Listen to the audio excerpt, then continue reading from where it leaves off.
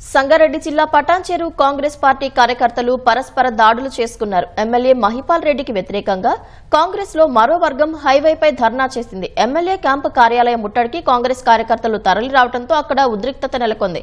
దీంతో కార్యాలయం గేట్ వద్ద కార్యకర్తలను పోలీసులు అడ్డుకున్నారు. అయితే కొందరు కార్యకర్తలు గోడ దూకి లోపలికి ప్రవేశించారు.